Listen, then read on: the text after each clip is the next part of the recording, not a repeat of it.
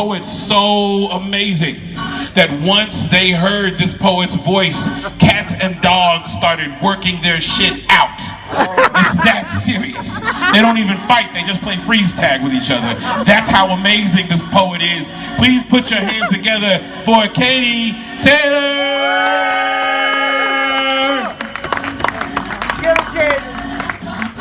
Thank you. Nothing to live up to there. Okay.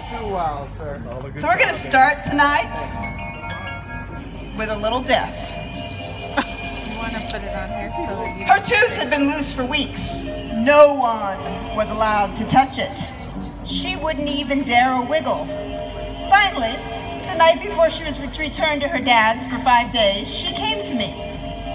She was done with waiting for nature. I was to pull the damn thing out. With some squeamishness, I reached into her small mouth, grasped the sweet little tooth, and pulled. Nothing. So I grasped harder. Nope. We tried again. My hand now covered in slobber and a little blood and her brave tears. But no, that tooth was not going anywhere. She began sobbing. I tried to console her. I want to lose it here.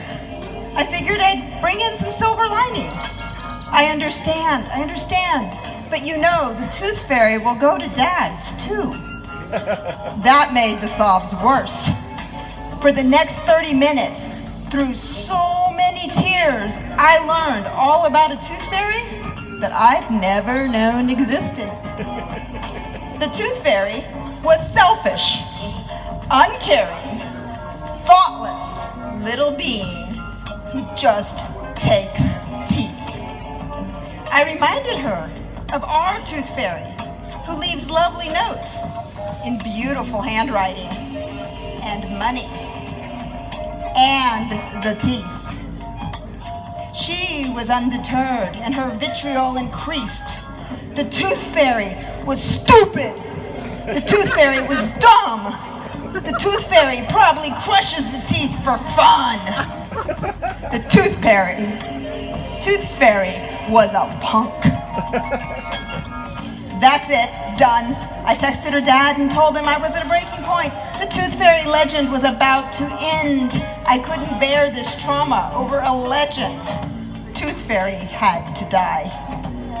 He replied, "You can't just do that. It's just not fair." There I sat with my heart outside my body, working through a child's tears over a story we wove and was told by the man who divorced me. It's not fair that I was going to end my child's pain over a legend. I almost considered replying to him.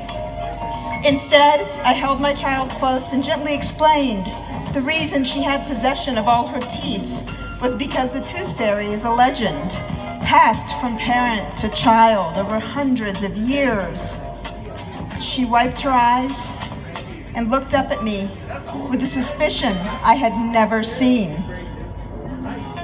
What about the kids that don't have their teeth, that don't keep their teeth?